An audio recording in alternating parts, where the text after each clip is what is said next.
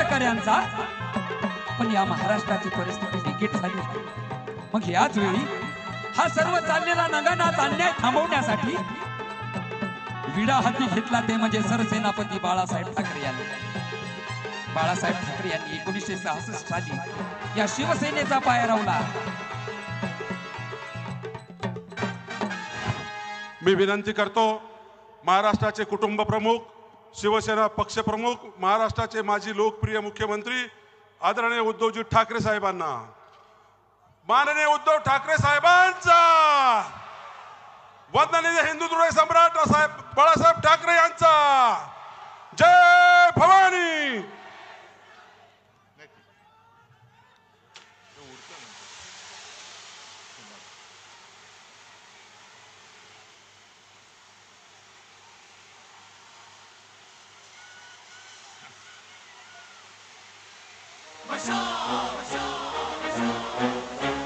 शत्रूवर हल्ला कर लढाई सहो तयार, तलहाती पेल तू मशाल.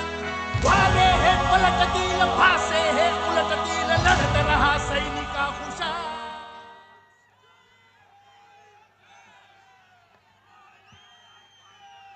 जमलेल्या माझ्या तमाम देशभक्त बांधवांनो, भगिनींनो आणि मातांनो, मी मुद्दामून देशभक्त बोललो कारण ही लढाई देशासाठी आहे.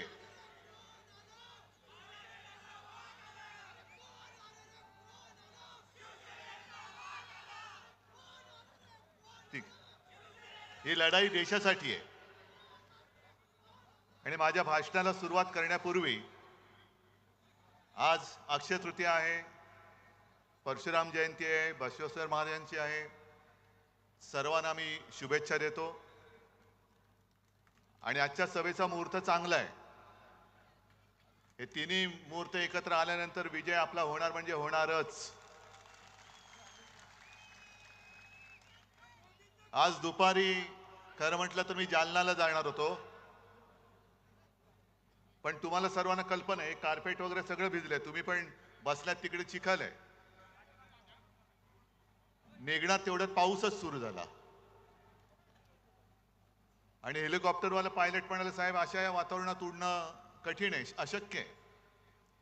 म्हणून मी पहिल्या प्रथम जालनाकरांची माफी मागतो,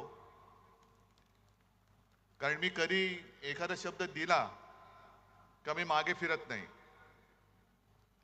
आणि आजची ही आपली सभा जी आहे ती आपल्या खैरे साहेबांना विजयी करण्यासाठी जशी आहे तशीच जालनाच्या कल्याणरावांना सुद्धा विजयी करण्यासाठी आहे. आणि जालनामध्ये जाऊन मी बोलणार होतो ते थोडंसं इथे बोलून आपल्या दोन्ही जागांचा आणि जेवढ्या काही जागा आता राहिल्यात त्या महाविकास आघाडीच्या त्या विजयी करण्यासाठी मी तुम्हाला आवाहन करतोय. मी जालन्यात जाऊन बोलणार होतो की 5 टर्म म्हणजे किती वर्ष झाली, 25 आयुष्यातली 25 वर्ष एका व्यक्तीला तुम्ही निवडून देतात. आणि वृत्तपत्रात मी बातमी वाचली की जालनामध्ये काही मतदान कार्ड ही कचऱ्याच्या पेटीत सापडली. मला असं वाटलं की बहुतेक मतदारांनी विचार केला असेल की मतदान करायचं कशाला, 5 टर्म आपण निवडून दिलंय, आता जालनामध्ये काही प्रश्नच शिल्लक राहिलेले नाहीत. सकाळी नळ उघडला काही सकाळी 7 ते 10 दूध येतं, 10 ते 12 पाणी. आता इथला विचार करायला पाहिजे की इकडे आपल्या समोर जो गद्दार उभा आहे त्याचा नळ उघडला तर काय येईल. मग तुम्हाला दारूवाला पाहिजे की पाणीवाला पाहिजे. आणि जालना सगळं सुधारलं असणार, काही प्रश्न शिल्लक राहिले नसणार. पण एकूण जर विचार केला तर ही 25 वर्ष गेली फुकट, मोदींची 10 वर्ष गेली फुकट. आता जालनाकरांनी रावसाहेबांना विचारलं पाहिजे, आता तरी जालना झालं, खूप दिलं तुम्हाला, आता जा बाबा एकदाचे. आता आमचा कल्याणराव तिकडे पाहिजे, कारण आता आम्हाला कल्याण करायचंय जालन्याचं.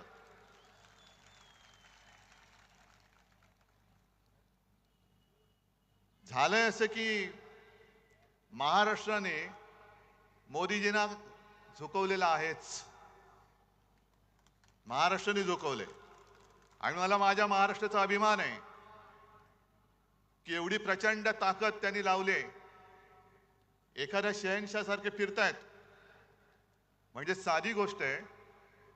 मी गेल्या आठवड्यात सोलापूरला गेलो होतो आणि तिथून मला परत जायचं होतं लातूर मार्गे, पण लातूरचा एअरपोर्ट बंद.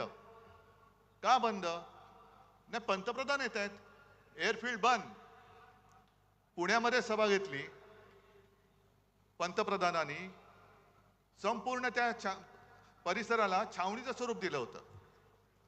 म्हणजे तुम्ही रस्त्यावरनं चाललात तर तिकडे पोलीस उभे असतात, जेव्हा तुम्ही उडत असता तेव्हा बाकीच्यांना विमान बंदी असते आणि एवढा सगळा कडेकोट बंदोबस्त घेऊन तुम्ही फिरता. खरं हे बरोबर नाहीये. तुम्ही समान नागरी कायदा जो काय प्रकार आहे तो नंतर काय आणायचं तो बघू आपण, पण आत्ता लोकशाहीमध्ये निवडणुका आलेल्या आहेत आणि जे आपले हिंदू हृदय सम्राट सांगायचे की निवडणुकीमध्ये कोणी पंतप्रधान असता कामा नये, तो काळजीवाहू असला पाहिजे, मुख्यमंत्री असता कामा नये, आणि ज्या सोयी सुविधा या आम्हाला देतात त्याच त्यांना दिल्या पाहिजेत. तुम्ही त्यांच्यासाठी जर का एअरफोर्सची विमान वापरणार असाल तर आमच्या सुद्धा अंबादासला दिलं पाहिजे, आमच्या सुद्धा खैरे साहेबांनी दिलं पाहिजे. आणि जर तुम्ही आम्हाला बंदी करणार असाल तर त्यांना देखील बंदी केली पाहिजे, तर त्यांना सुद्धा बंदी केली पाहिजे. पण ह्या सगळ्या यंत्रणा वापरायच्या. जसं मी येतो लोकांमध्ये जातो, आज सुद्धा मी माझी तयारी, इकडे येऊन बसायला माझी तयारी, कारण मला भीती नाही माझ्या लोकांपासून. पण मोदीजी तुम्ही पोलीस बाजूला ठेवून जनतेत येऊन दाखवा ना.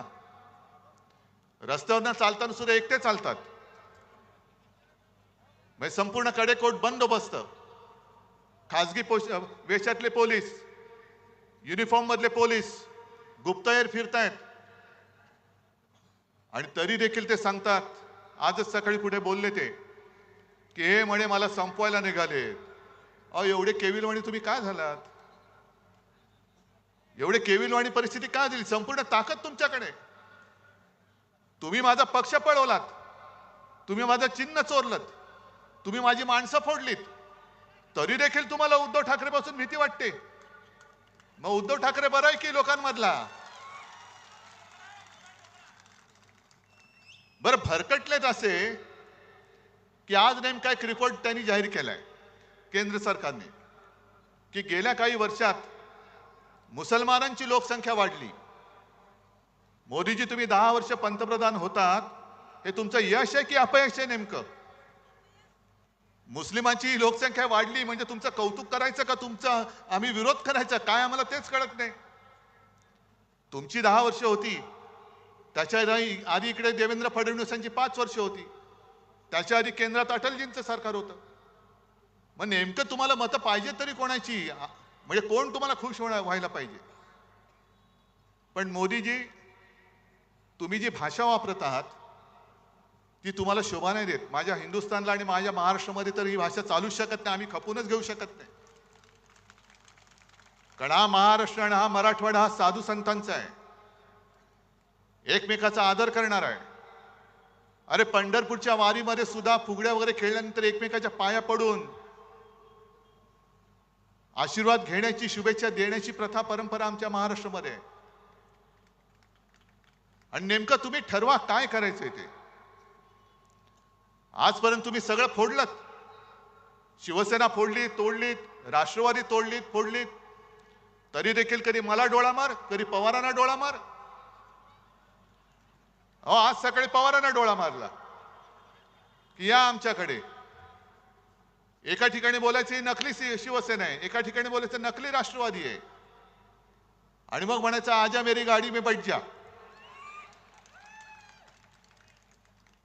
एवढे घाबरलेत, एवढे घाबरलेत, कारण त्यांना कळून चुकलेलं आहे की आता हे परत दिल्ली बघत नाहीत आणि महाराष्ट्र तुम्हाला दिल्ली बघू देणार पण नाही. तुम्ही वेडवाकडं काही बोलताय. आम्ही कधीही तुमच्या कौटुंबिक किंवा खासगी जीवनाबद्दल बोललो नव्हतो, बोलण्याची इच्छा पण नाहीये. पण मोदीजी, तुम्ही 2014 साली तुम्ही पंतप्रधान व्हावं ह्या पत्रावरती माझी सही घेतली होती, 19 साली घेतली, आणि काल तुम्ही जे बोललात ते मात्र मी तुम्हाला क्षमा करू शकत नाही. माझा महाराष्ट्र तुम्हाला क्षमा करू शकणार नाही, अजिबात नाही. तुम्ही माझ्या शिवसेनेला नकली सेना म्हणालात. एवढंच नाही, तुम्ही मला बाळासाहेबांचा नकली संतान म्हणालात. नकली संतान, नकली संतान बोलताय. अहो, तुम्ही तुमचा आत्मा सैतानाला विकलात की काय? मोदीजी, तुम्ही तुमचा आत्मा विकलात सैतानाला, जसं सगळं आदरणीला विकलात तसं. मग कशाला थेर करताय? बाळासाहेबांच्या आत्म्याला काय वाटत असेल, खरंच विचार करा. 2014 साली होय, माझ्या शिवसेना प्रमुख बाळासाहेब ठाकरे यांच्या शिवसेनेचा पाठिंबा तुम्ही तुमच्या बुडाला पंतप्रधान पदाची खुर्ची चिकटवण्यासाठी म्हणून घेतला होतात ना.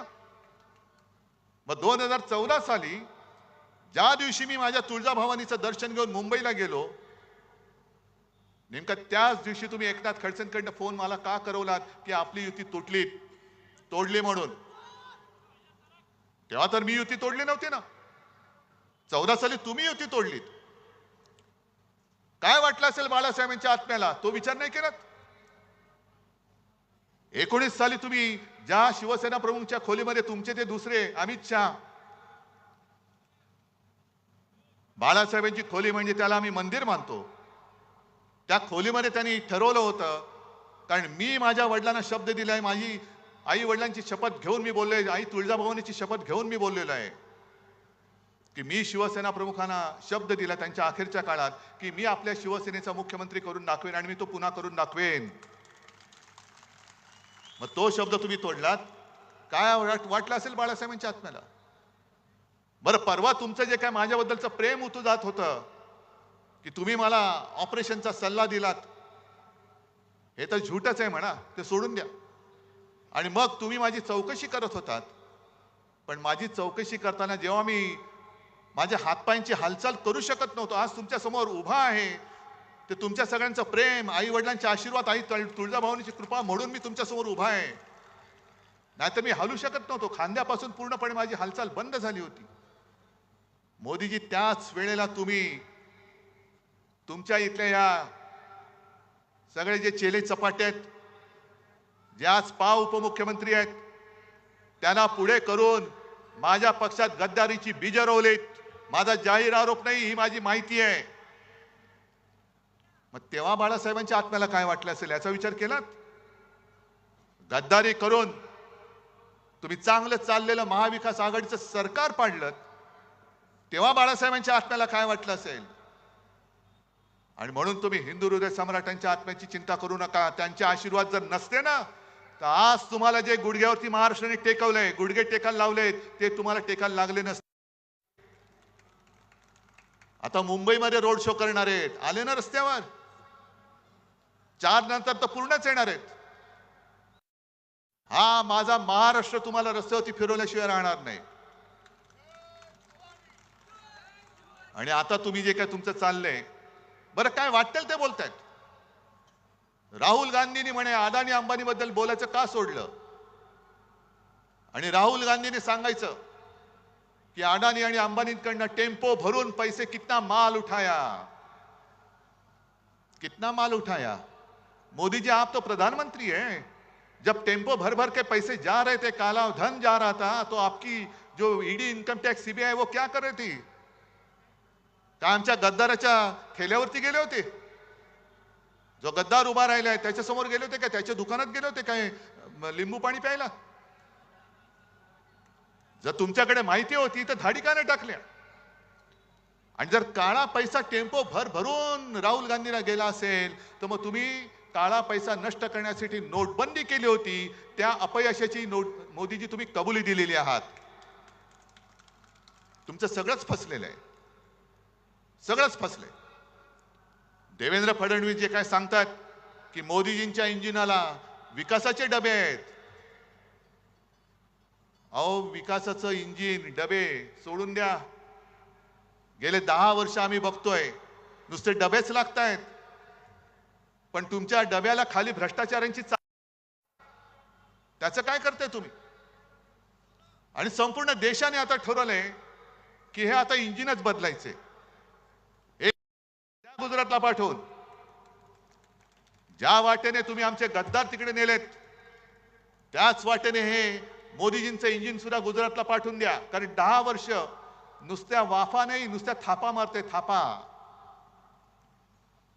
आज अंबादासजी तुम्ही एक काम चांगलं केलं की आपल्या सरकारच्या काळामध्ये संभाजीनगरसाठी आपण काय केलं हे तुम्ही सगळ्यांना सांगितलं.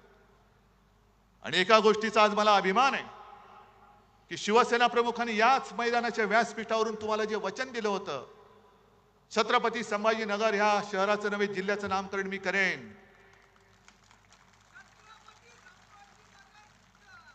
मला अभिमान आहे की त्यांचा पुत्र म्हणून मुख्यमंत्री असताना ते करण्याचं भाग्य मला लाभलं.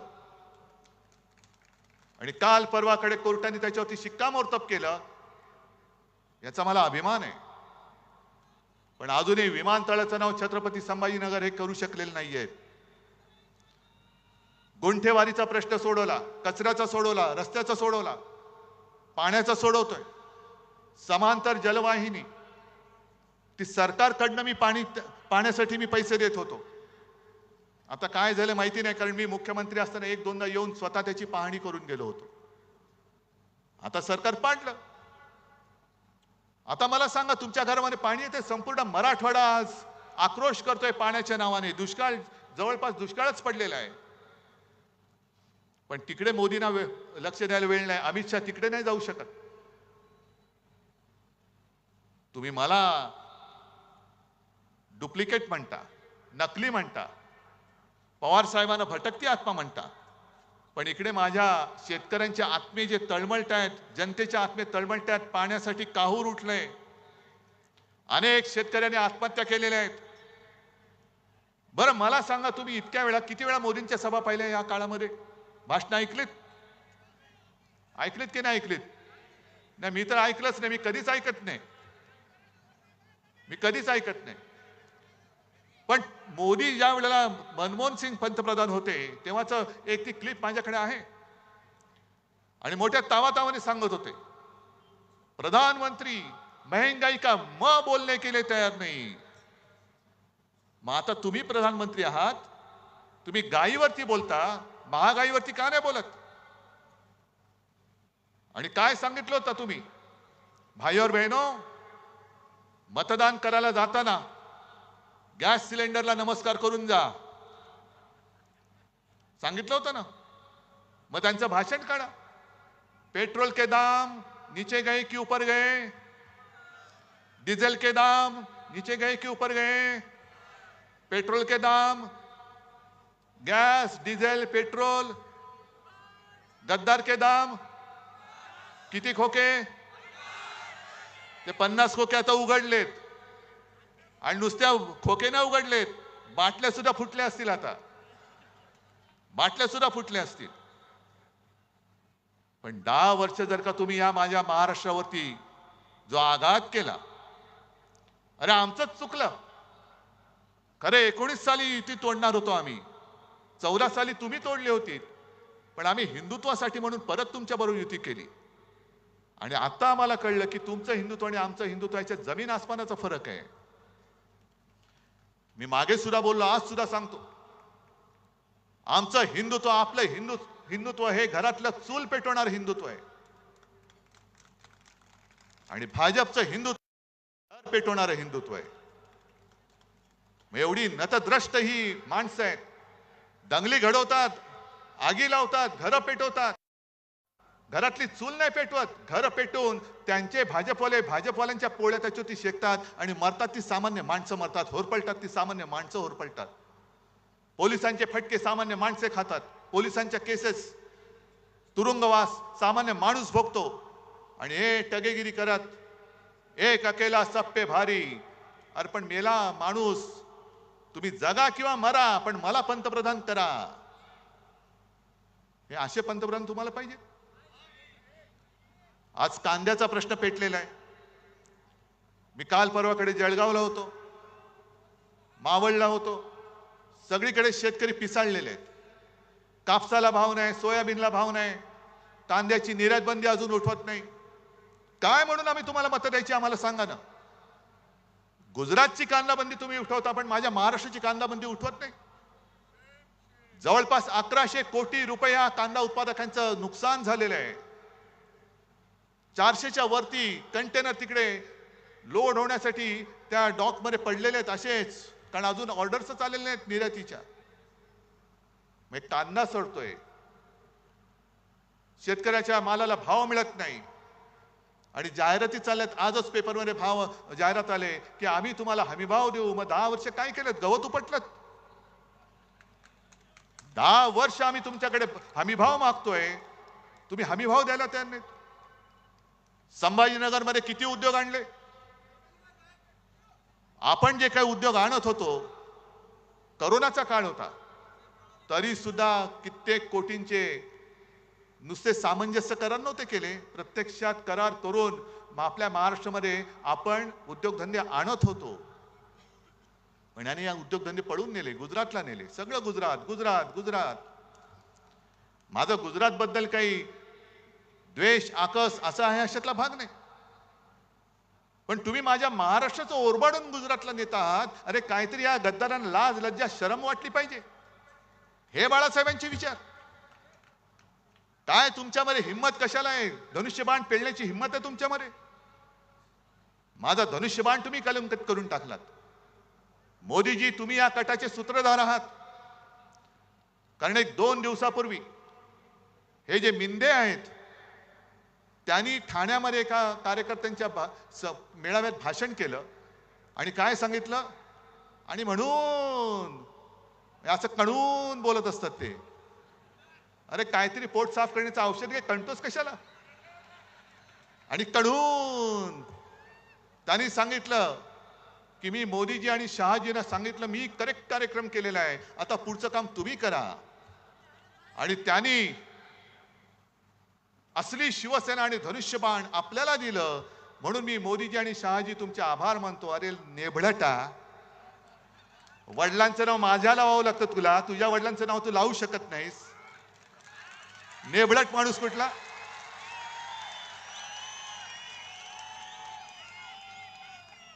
आणि हा कट कसा शिजला बघा. मोदी शहा म्हणाले होते की तुझं काम तू कर, आमचं काम आम्ही करतो, आणि ते पाठी उभे राहिले. आणि खरी शिवसेना म्हणजे नाव आणि चिन्ह यांचं आधी ठरलं होतं की तू सुरतेला ये.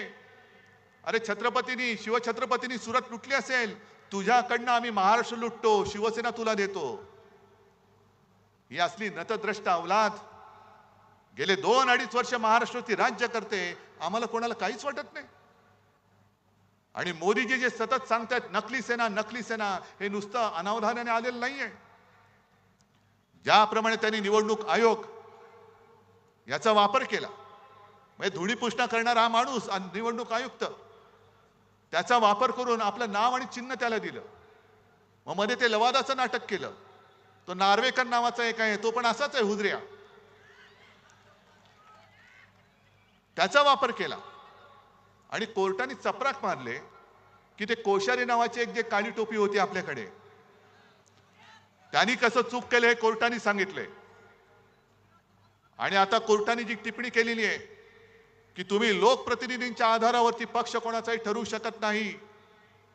हा माझा पक्ष माझ्या सोबत आहे, माझा पक्ष इकडे बसलेला आहे. निवडणूक आयुक्ताचे डोळे जर फुटले नसतील तर येऊन बघ. आणि निवडणूक आयोगाच्या निर्णयाविरुद्ध, लवादाच्या निर्णयाच्या विरुद्ध आपण सर्वोच्च न्यायालयात गेलेलो आहोत. आणि मोदीजी, तुम्ही जी काही टिप्पणी करताय, मी आज जाहीर आरोप करतोय की तुम्ही सर्वोच्च न्यायालयावरती दबाव आणत आहात. आणि सर्वोच्च न्यायालयाने याची दखल घ्यायला पाहिजे. कायद्यासमोर सगळे सारखे असतात, कोणी पंतप्रधान नसतो, कोणी साधा माणूस नाही. म्हणून तर त्या न्यायदेवतेच्या डोळ्यावरती पट्टी असते, कारण तिला आक्रोश ऐकू येतो, पण कोण छोटा कोण मोठा ती बघत नाही. मग निवडणूक आयोगाने जो निर्णय दिलाय जो चुकीचा आहे, लवादाने दिलाय तो चुकीचा आहे. पण सर्वोच्च न्यायालयाने निर्णय काय द्यायला पाहिजे, मोदींची इच्छा काय आहे हे मोदी सांगतायत, नकली सेना म्हणून. हे 4 जून पर्यंत मोदीजी तुमचं नाटक चालेल.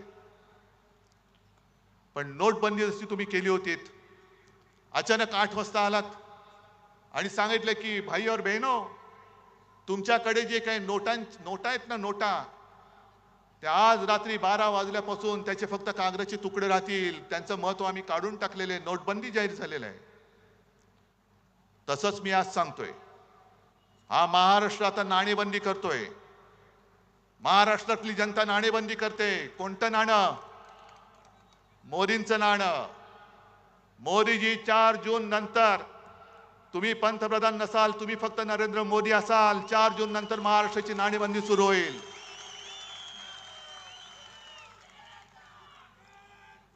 काय म्हणून महाराष्ट्राने तुम्हाला द्यायची मतं?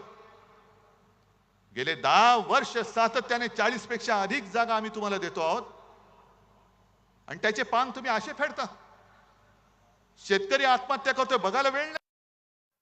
उद्योगधंदे तुम्ही सरळ उचलून, माझ्या महाराष्ट्रात बेकारी वाढते, महाराष्ट्र मेला तरी चालेल पण गुजरात जगला पाहिजे, ही तुमची वृत्ती.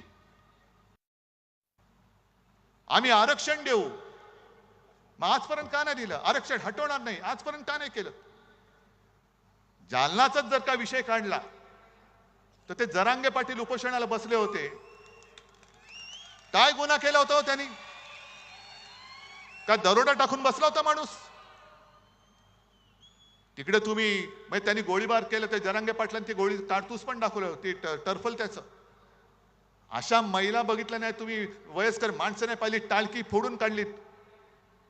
मी स्वतः गेलो होतो संध्याकाळी, पोलीस भयभीत झालेले. पोलीस म्हणाले, म्हणजे मी इथून निघालो, सुसाट आमचा ताफा निघाला. आधी मुंबईमध्ये मला निरोप येत होते, बघा बरं काळोख होतोय, सुनसान रस्ता आहे, वातावरण तंग आहे. म्हटलं बघू ना काय तंग आहे, मी जातो ना माझ्या लोकांमध्ये, काय करायचं ते करतील माझं. आणि मी गेलो. मग निघाल्यानंतर एका पॉइंटला सगळे पोलिसांची वाहनं एका बाजूला थांबली. मी गाडी थांबवली, म्हटलं काय झालं? ते इन्चार्ज होते, धावत आले, साहेब ह्याच्या पुढे ना पोलिसांच्या बंदी आहे. म्हटलं थांबा इकडे, मी जातो. मी गेलो तिकडे आणि तिकडे गेल्यानंतर खरंच सांगतो, मी अजूनही तो क्षण विसरू. एक तर गेल्याबरोबर लाट्या काट्या खाल्लेले सगळे माझे बांधव होते. त्यांनी मी गेल्यावरती जो जयघोष केला की त्यांना वाटलं की कोणतरी आधार देणारा आला. त्याच्यानंतर मी एका घरी गेलो आणि त्या माऊलीने माझी ओवाळणी केली. मला वाटतं रक्षाबंधन असेल का काय, तोच सुमार असेल. आणि मला सांगितलं, डोळ्यात पाणी होतं, की दादा मी सुद्धा वाचले, माझ्या सुद्धा हाताला मार लागलाय. म्हटलं मग ताई काय औषध उपचार? ते माझं जाऊ द्या, पण माझ्या सुनेला आणि मुलाला एवढं मारलंय ते हॉस्पिटलमध्ये आहेत. मग अंबादास पण सोबत होते. आम्ही निघाल्यानंतर त्या ताईला भेटायला गेलो, तिच्या सुनेला. तिथं समोर तिचं डोकं फुटलेलं, कोणाच्या इकडे छरे घुसलेत, कोणाला लाठ्या मारल्यात. का हा तुम्ही अत्याचार माझ्या या बांधवांवरती का केला, त्याचं उत्तर अजून कोणी दिलेलं नाहीये. कोणाच्या ऑर्डरनी केला? कोणाच्या ऑर्डरनी दिला? कारण मी मुख्यमंत्री होतो, मला चांगलं माहिती आहे प्रशासन कसं चालतं. एखादा एवढा लाठीमार किंवा हवेत गोळीबार करायचा असेल तरी त्याला वरिष्ठांची परवानगी लागते. आणि तिथल्या लोकांनी मला जे सांगितलं की एक वर्ण कोणाचा तरी फोन आला आणि त्याच्यानंतर अचानक जणू काही सैतान अंगात यावा तसा पोलिसांनी लाठीमार सुरू केला. या जखमा अजूनही कोणी विसरलेलं नाही, ह्या वेदना अजूनही कोणी विसरलेल्या नाही आहेत. तुम्ही एकतर फसवणूक करतात आणि मग आरक्षणाच्या गोष्टी करता. आज केजरीवालना जामीन झालेला आहे, पण तुम्हाला सगळ्यांना माहिती आहे केजरीवाल जे आहेत त्यांच्या सरकारचे अधिकार हे मोदी सरकारने काढून घेतले. ही हुकुमशाही नाही. बरं, सर्वोच्च न्यायालयाने केजरीवालचे अधिकार त्यांच्या सरकारचे परत दिले. मोदी सरकारने काय केलं? ताबडतोबीने, वेळ घालवला नाही, ताबडतोबीने तो मुद्दा लोकसभेत आणला आणि 5वी बहुमताच्या जोरावरती सर्वोच्च न्यायालयाचा निकाल परतवून लावून तो बदलला आणि सगळे अधिकार मोदी सरकारच्या ताब्यात घेतले. मग हा निर्णय तुम्ही जसा बदललात तसा आरक्षणाचा का नाही बदलत? का नाही बदलत तुम्ही? मग वाढवा ना, टक्केवारी वाढवा. पण तुमच्या सोयीचं तेवढं निवडायचं आणि लोकांच्या कोपऱ्याला गुळ लावायचा. आम्ही तुम्हाला शेतकऱ्यांना हमी भाव देतो. आहेत इतके इथे शेतकरी आहेत? आलेत का? हे पट्टे का रे तुम्हाला? कामगार आले तिकडे? किती लोकांना काम मिळाले? किती लोक बेकार आहेत? आता हे जे काय कायदे करतायत, शेतकऱ्यांना हमी भाव देऊ, मग गेल्या 1-2 वर्षापूर्वी जे 3 काळे कायदे आणले होते, का आणले होते? कोणासाठी आणले होते? शेतकऱ्यांनी आंदोलन केलं 6-7 महिने. त्याच्यामध्ये 700-800 शेतकरी मेले. ऊन वारा पाऊस थंडीमध्ये काकडून मेले, भिजून मेले, भाजून मेले. भाजून म्हणजे उन्हानी. मोदी सरकार ढिम्म हलत नव्हतं. आणि जेव्हा निवडणुका आल्या तेव्हा सगळं मागे घेतलं. मग आता निवडणुका झाल्यानंतर हे पुन्हा आणतील किंवा न आणतील ह्याची खात्री कशी बाळगायची? आणि एक साधा प्रश्न आहे, ज्या पद्धतीने यंत्रणेचा वापर करून आपल्या शिवसेनेच्या 7-12वरती या दाढीवाल्याचं नाव लिहिलं, नेबळटाचं नाव लिहिलं, मग उद्या तुमच्या 7-12वरती त्यांच्या मित्राचं नाव लिहिलं तर तुम्ही कोणाकडे जाल? शेती राहील तुमची जागेवर? आणि काही करू शकतील. आज भले अडाणी अंबानीवरती बोलू देत, पण एक 2-3 दिवसापूर्वी माझ्या जळगावच्या सभेत आपले असीम सरोदे वकील, ज्यांनी उत्तम प्रकाराने ही केस जनता न्यायालयात म्हणजे तुमच्या समोर मांडली, काय एक त्यातले पैलू आहेत ते सोडून तुम्हाला सगळे सांगितले. त्या असीम सरोदेने एक माहिती दिली की हे जे सांगतायत अमित शहा, आम्ही 370 कलम रद्द केलं, 370 कलम रद्द केलं. उद्धव ठाकरे सांगा 370 बद्दल तुमचं काय मत आहे? अहो 370 रद्द करायला आमचा पाठिंबा तेव्हाही होता आणि आज सुद्धा आहे. पण मुळात असीम सरोदेने सांगितलेली ती माहिती ही धक्कादायक आहे. असीम सरोदेने सांगितलं की 370 कलम काढलेलंच नाहीये. त्या 370 कलम मध्ये सुद्धा अशी खेळी केली की 370 म्हणून त्याच्यात जो एक कलम आहे ते त्यांनी स्थगित केले. आता स्थगित केले म्हणजे काय केले की साधी गोष्ट आहे, दिवा लावलेला आहे, बटन आहे, बटन बंद केलं तर दिवा बंद होतो, बटन पुन्हा दाबलं तर दिवा चालू होतो. म्हणजे दिवा जागेवर आहे, फक्त बटन बंद केलेलं आहे. आणि 370 त्यांनी स्थगित केल्यामुळे काय झालं की काश्मीरच्या बाहेरची लोक हे काश्मीरमध्ये आता जागा घेऊ शकतात. चांगली गोष्ट आहे. काश्मीरी पंडितांचं रक्षण त्यावेळेला एकट्या शिवसेना प्रमुखांनी महाराष्ट्रात केलं होतं, तेव्हा मोदी शहा तुमचं नाव पण नव्हतं. ते तर घरी परत जाऊ शकत नाहीये, पण निदान काश्मीरमधले बाहेरची लोक जाऊन जमीन घेऊ शकतात. आणि त्याचा परिणाम असा झाला की काश्मीरमध्ये सगळ्यात जास्त जमीन कोणी घेतली तुम्हाला माहिती आहे? कोणी? अडाणी. आणि कशासाठी घेतले माहिती आहे? काश्मीरमध्ये जिथे त्यांनी जागा घेतले तिकडे लिथियमचा साठा मोठ्या प्रमाणावरती. किती हलकटपणाने चालले, किती आपल्याला भोळे समजतायत, भोंदू समजतायत आणि देशभक्तीचा आव आणतायत. अडाणींसाठी तुम्ही ते कलम बाजूला केलं. अडाणींनी तिकडे मोठी जागा घेतली आणि तो लिथियमचा साठा, त्या लिथियमचा वापर आपल्या मोबाईलच्या बॅटरीज, आता इलेक्ट्रिक व्हेकल ज्या येत आहेत आल्यात त्याच्या बॅटऱ्यांसाठी, इतर अनेक ठिकाणी लिथियमचा वापर होतो. ते बरोबर त्यांनी उचलून त्या अडाणीच्या घशात टाकलं. आता अडाणींकडे गेला म्हणजे पैसा कुठे गेला? मोदी म्हणजे कुठे? गुजरात.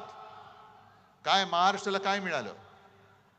2-3 सेमीकंडक्टर चिपचे जे कारखाने उद्योग येत आहेत त्यातले 2 नेले गुजरातला. टाटा एअरबस गुजरात, हिरे व्यापार गुजरात, वित्तीय केंद्र Gujarat, medical device park Gujarat, bulk drug park Gujarat, सगळं गुजरात गुजरात गुजरात. मग महाराष्ट्राने काय नुसतं या गद्दाराच्या गुत्त्यावरती जाऊन दारू प्यायची? गुजरातमध्ये गुजरातच्या बंदरावरती हे बंदर सुद्धा अडाणीच. मध्ये मध्ये बातम्या येतात करोडो रुपयांचा ड्रग्सचा साठा सापडला, नशिले पदार्थ. हे कुठेच जातात ड्रग? कुठे कोणाच्या अंमलाखाली तुम्ही जातायत? एका बाजूला ड्रग्ज येत आहेत, एका बाजूला सरळ गुत्तेदार निवडणूक लढतायत आणि आपलं मोदी बाबा म्हणून शिक्के मारत बसायचं. ही लढाई ही उद्धव ठाकरेची नाही, ही उद्धव ठाकरे तुमची लढाई लढतोय. माझं काय जातंय? मला तर परवा मोदींनी डोळा मारलेलाच आहे. मला तर मारलाय डोळा, पण मी नाही जाणार. माझा महाराष्ट्र माझ्या डोळ्या देखत लुटला जात असेल तर मोदीजी तुम्हाला नकली संतान म्हणताय तुम्ही, त्या शिवसेना प्रमुखांच्या पुत्राचा इंगा तुम्हाला मी दाखवतो. आणि तुम्हाला माझ्या भवानी मातेचं तेज काय असतं ते सुद्धा दाखवतो. तुम्ही जय श्रीराम म्हणता, आम्ही जय श्रीराम म्हणतो. याच सांस्कृतिक क्रीडा मंडळाच्या मैदानामध्ये त्यावेळेला मला वाटतं राम मंदिरासाठी विटा जमण्यासाठी इकडे प्रमोद महाजन आणि शिवसेना प्रमुखांची सभा झाली होती ना. मग तुम्ही काय शिकवताय आम्हाला राम मंदिरामध्ये शिवसेनेचे योगदान काय? अरे प्रमोद महाजन जरी आज असते ना तर मोदीजी तुम्ही दिसला नसतात. आमचा एक अस्सल मराठी माणूस तिकडे पंतप्रधानपदी बसला असता. पण राम मंदिर म्हणून तुम्ही जे काय आज मिरवताय, राम मंदिर तुम्ही केलं नाहीत. उद्धव ठाकरे राम मंदिराच्या वेळेला आले नाहीत, म्हणे राम मंदिर रामाचा अपमान केला. तुम्ही काय मुहूर्त काढत बसता? तुम्ही द्याल तो मुहूर्त, नाही मानत मी मुख्यमंत्री होण्याच्या आधी सुद्धा राम मंदिरात गेलो होतो आणि मुख्यमंत्री झाल्यानंतर सुद्धा गेलो होतो. पण मला नाही आठवत देवेंद्र फडणवीस मुख्यमंत्री असताना कधी गेले होते. नाही, एवढी माहिती माझ्याकडे नाहीये. पण राम मंदिराचं तुम्ही घेताय. पण ज्या दिवशी राम मंदिराचा मुहूर्त झाला त्या दिवशी आपण कुठे होतो? नाशिकच्या काळाराम मंदिरात. आणि या काळाराम मंदिराचं एक ऐतिहासिक महत्व आहे. या काळाराम मंदिरात आपले महामानव डॉक्टर बाबासाहेब आंबेडकरांनी हा राम माझा सुद्धा आहे आणि मंदिरात जाण्याचा अधिकार माझा देखील आहे म्हणून तिकडे जाऊन आंदोलन केलं होतं. याचं कारण आज जे हे बुरसटलेले गोमूत्रधारी आहेत, जे स्वतःला हिंदुत्ववादी हिंदू समजतायत, हे बुरसटलेले गोमूत्रधारी, हे हिंदुत्व आमचं नाहीये. त्यांनीच डॉक्टर बाबासाहेब आंबेडकरांचा प्रवेश रोखला होता. आणि ज्या बुरसटलेल्या गोमूत्रधारेनी तुकारामांच्या संत तुकारामांच्या गाथा बुडवल्या होत्या, तेच बुरसटलेले गोमूत्रधारी आज महामानव डॉक्टर बाबासाहेब आंबेडकरांनी लिहिलेलं संविधान सुद्धा बदलायला मागतायत. 400 पार म्हटल्यानंतर तुम्ही जो जल्लोष केला की तडीपार, कारण 400 पार का व्हायचं यांना? समोर विरोधक नकोय. जे हिटलरनी केलं होतं, जे पुतीननी केलं. आता पुतीनच्या इकडे निवडणूक झाली, 98% मतदान पुतीनला झालं. 98%. काय बोंबळला तुम्ही? सगळे विरोधक तुरुंगात टाकून दिले. काही जण तुरुंगात मेले, काही जण रहस्यमयरित्या मृत्यू झाला. पण आम्ही निवडणूक घेतली की नाही? 98% लोकांनी मतं दिलेत आम्हाला. ही अशी निवडणूक तुम्हाला उद्या पाहिजे? आज जे काय आम्ही बोलतोय, पोट तिडकीने मी बोलतोय. का मी आलो? कारण खैरेंसारखा एक निष्ठावान माणूस आज पुन्हा एकदा ताकदीने उभा राहिलेला आहे. जाऊ शकत होते ना, खैरे जाऊ शकत होते, अंबादास जाऊ शकत होते, घोडीले जाऊ शकत होते, कितीतरी लोक इकडे बसले ते जाऊ शकत होते. काय त्यांना खोके मिळाले नसते? बरोबर आहे, गद्दारी विकत घेता येते पण निष्ठा विकत घेता येत नाही. ती रक्तात असावी लागते. आमच्या रक्तात निष्ठा आहे. आणि बाबासाहेबांनी लिहिलेलं संविधान, एक साधा दलित कुटुंबात जन्मलेला माणूस, गरीब माणूस एवढा बुद्धिमान होऊ शकतो. आणि त्यांनी लिहिलेलं संविधान आम्ही पाळायचं, हे यांच्या बुरसटलेल्या मेंदूला झिंझिणे आणणार आहे. हे म्हणून यांच्या झिंझिणे आणल्यात. महाराष्ट्राचा आकाश आहे, हे संविधान बदलायचं आहे. आणि ही चाल, ह्या काही मला स्वप्न पडलं म्हणून नाही मी बोलत. त्यांच्याच काही खासदारांनी, आमदारांनी, माजी काही लोकांनी हे सगळं बिंग फोडलेलं आहे. आणि त्याच्यासाठी आपण लढतोय. म्हणून तर योग्य वेळेला मशाल आपल्या हातामध्ये आलेली आहे. योग्य वेळेला आलेली आहे. चोराच्या हातात धनुष्यबाण दिलंय आणि तुमच्या हातामध्ये मशाल आहे. ही मशाल ही आई जगदंबेची आहे. ते सगळे नाचतात ना गोंधळ घालताना सुद्धा, तसा हा गोंधळ मांडायचा होता. हा गोंधळ मांडायचा आहे. सगळ्या देवदेवतांना सांगायचं या गोंधळाला या. आणि देशाने खरं ठरवायला पाहिजे. मोदीजी, तुम्ही जे मला परत परत तुम्हाला का सांगतोय? कारण काँग्रेसचे कोणतरी एक जे पितृदा, त्यांनी का सगळ्यांची पित्र खाली आणली मला माहिती नाही. हा याच्यासारखा दिसतो. अरे दिसत असेल, तुझं काय जातंय? पण ते बोलल्यानंतर काँग्रेसने त्यांना काढून टाकला. मग आता मला भाजपला विचारायचंय, मोदी शिवसेना प्रमुखांनी माझ्या माचा अपमान करतायत. मी पितृदेव भव, मातृदेव भव, गुरुदेव भव मानणारा संस्कार झालेला माणूस आहे. माझ्यावरती माझ्या आई वडिलांचे संस्कार आहेत. मोदीजी, कदाचित तुम्ही जन्म झाल्यापासून एवढे देशसेवेत मग्न झाला असाल की तुमच्या आई वडिलांनी तुमच्यावरती संस्कार करायला वेळच मिळाला नसेल.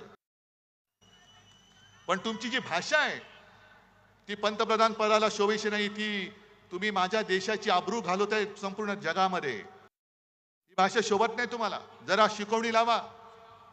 पुढे जरा आता आराम घ्या, कारण हे झोपत नाही असं म्हणतात. आणि जो झोपत नाही त्याच्या बुद्धीवरती दुष्परिणाम होतो. हे वैद्यकीय सत्य आहे. म्हणून भाजपला सुद्धा सांगतोय की तुम्ही आमच्यावरती जी टीका करता की इंडिया आघाडीकडे किती चेहरे आहेत, 5 वर्षाला 1 वर्षांनी पंतप्रधान बदलणार. अहो, आमचं आम्ही बघू. पण तुमच्याकडे आता एक चेहरा आहे, तोच तुमच्या डोईजड झालाय. आता तुमच्याकडे दुसरा चेहरा कोण? कारण हा चेहरा तुम्हाला विजय नाही मिळवून देऊ शकत. 10 वर्ष झाली, हा चेहरा आता घासून पुसून सगळा झाला. याच्या थापा ऐकून आम्ही आता कंटाळलो. आता भाजप समोर प्रश्न आहे की उद्या काय करायचं. कारण 2009ला सुद्धा मोदीजींनी 200च्या वर सभा घेतल्या होत्या देशात. पण जिथे जिथे सभा घेतल्या तिकडे भुईसपाट झाला होता भाजपा. सगळीकडे भुईसपाट. म्हणून मोदीजी, तुम्ही कधी काळी आमचे स्नेही होतात. मध्ये मध्ये तुम्हाला सोयीप्रमाणे आमचं प्रेम येतं. म्हणून तुम्हाला मी खरंच हात जोडून विनंती करतोय की जरा थोडं शांत राहा. डोक्याला पातंजलीचं तेल रामदेव बाबांकडनं घ्या. कपालभाती करा.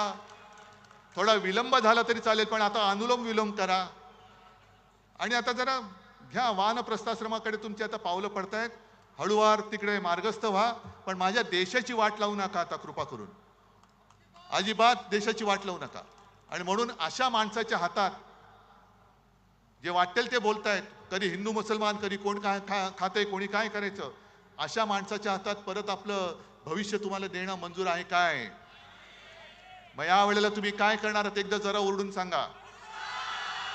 आणि जरा आपल्याला आपल्या गाण्यातला तो एक शब्द ज्याच्यावरती आक्षेप घेतलाय तो जरा एकदा जोरात घोषणा द्या. अरे पूर्ण करा ना. जय भवानी, जय शिवाजी, जय भवानी. आणि अबकी बार भाजपा तडीपार. जय हिंद, जय महाराष्ट्र. या ठिकाणी छत्रपती संभाजीनगर लोकसभा मतदारसंघाचे चंद्रकांतजी खैरे साहेब आणि जालना. एक मिनिट या. वेळेवर आले दोघही. या म्हणजे खैरे साहेब तर होते. या पुढे. जालना मतदारसंघाचे लोकप्रिय उमेदवार कल्याणजी काळे साहेब हे आपले आशीर्वाद घेत आहेत. आदरणीय साहेब त्यांना शुभेच्छा देत आहेत.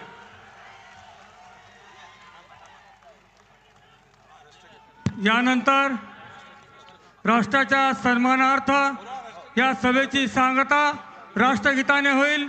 सर्वांना विनंती, आपण